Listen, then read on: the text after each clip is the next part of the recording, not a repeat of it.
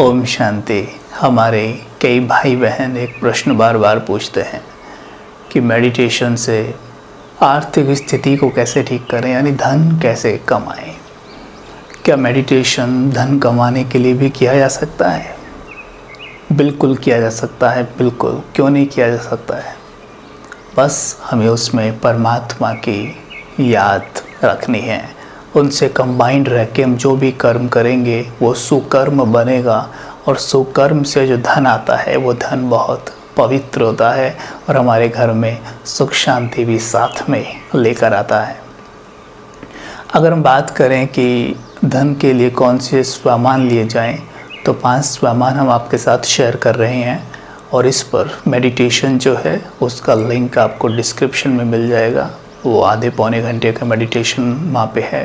यहाँ भी हम आपको एक शॉर्ट मेडिटेशन कराएंगे, लेकिन सबसे पहले एक बात का विशेष ध्यान रखिएगा, वो है दुआएं। जितना हम धन से ज़्यादा दुआएं कमाने का सोचेंगे, स्थूल धन भी हमारे पीछे पीछे आएगा। परमात्मा महावाक्य हैं, जो बच्चे इस समय पर ज्ञान धन से भरपूर रहते हैं, ज्ञान धन सबको दान करते हैं, उन्हें पूरे कल्प स्थूल धन कमाने में कभी मेहनत नहीं करनी पड़ती। तो इस नियम को फॉलो करें, इन महावाक्यों को याद रखें। और दुआएं, एक उदाहरण हम आपको देते हैं।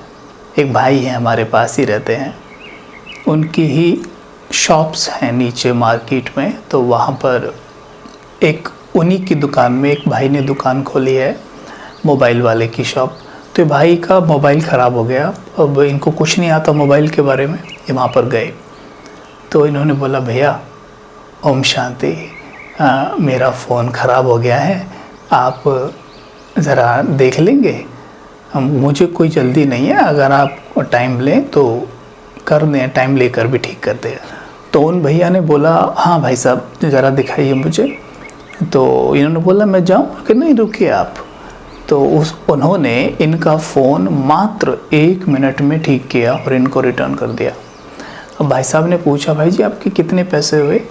तो उन्होंने बोला कि नहीं भाई साहब, इसके मैं आपसे क्या पैसे लूँ, इसमें मैंने कुछ भी नहीं डाला है, बस थोड़ा सा आप सेटिंग में गड़बड़ हो रहा था, वो ठीक कर दिया मैंने। तो भैया आए, इन्होंने सबको बताया कि देखो भैया, मैं उनके पास गया, इतने प्यार से बात की और 1 मिनट में फ़ोन ठीक करके दे दिया और पैसे भी नहीं लिए, कितना अच्छा भाई है। इन्होंने ये बात, हम वहाँ पे 5-6 भाई खड़े थे, सबके साथ शेयर की और हमें भी बहुत अच्छा लगा।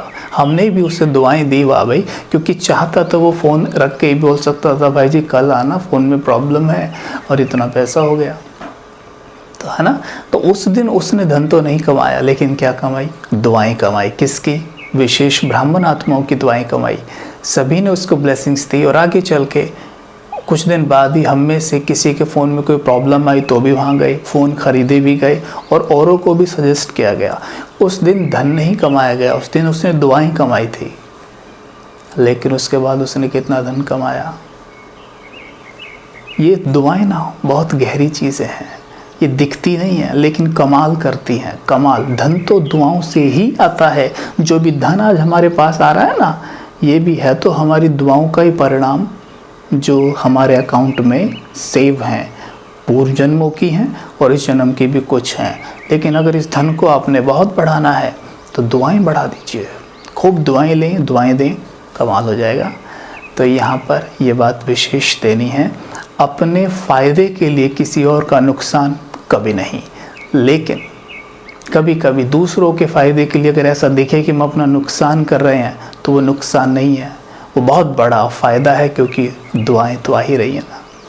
तो यहाँ पर 5 स्वामान जो हम लेंगे, सबसे पहला स्वामान होगा कि मैं बहुत शक्तिशाली, या फिर मैं मास्टर सर्वशक्तिमान आत्मा हूँ, ठीक है।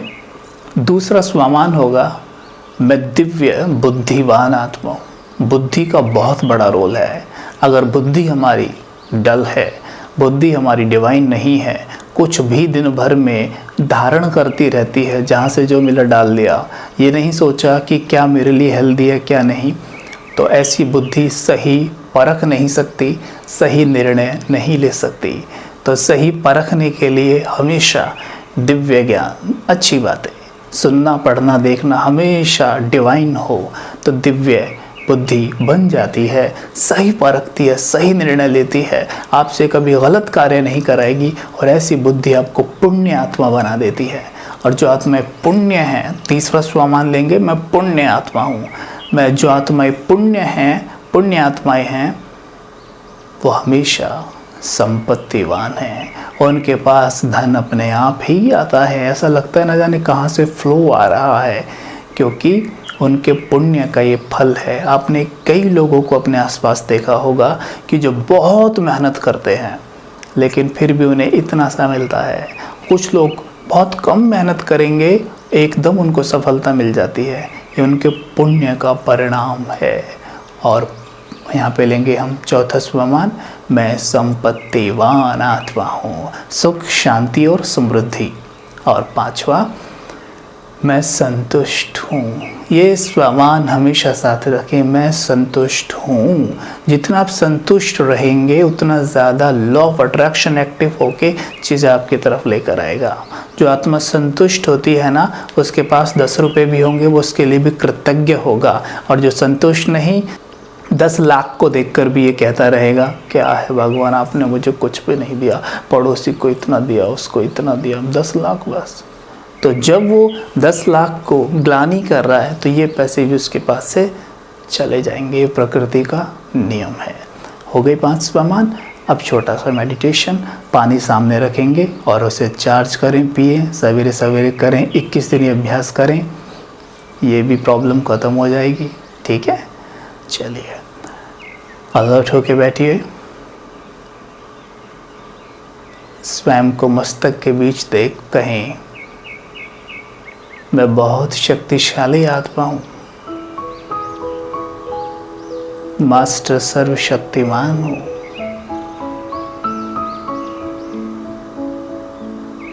मेरी बुद्धि डिवाइन है, दिव्य है। मैं हमेशा अच्छा सुनता हूँ, पढ़ता हूँ, देखता हूँ। मेरी बुद्धि डिवाइन है। विजुअलाइज करें, बुद्धि का काम विजुअलाइज करना होता है। विजुअलाइज करें, मैं दुआएं कमा रहा हूँ, सबको आगे बढ़ा रहा हूँ, अपने फायदे के लिए दूसरों का नुकसान ना कर उनका फायदा सोच रहा हूँ। मैं पुण्य कमा रहा हूँ। स्पष्ट देखें, मैं पुण्य आत्मा हूँ। पुण्य आत्मा हूँ, बहुत सुखी, एकदम खुश। विजुअलाइज करें, मैं संपत्तिवान हूँ। परमात्मा मेरे ऊपर धन की वर्षा कर रहे हैं। मेरे घर में लक्ष्मी जी हैं, जिनकी धन वर्षा मेरे ऊपर हो रही है। मैं बहुत संतुष्ट हूँ, एकदम संतुष्ट। परमात्म शक्तियों की वर्षा हमेशा मेरे ऊपर होती है। ओम शांति। ये 5 स्वमान इस तरह से जब भी पानी पिए, पानी में देखकर ये करें। और इस पर विस्तार से मेडिटेशन करने के लिए डिस्क्रिप्शन में लिंक आपको मिल जाएगा। ओम शांति।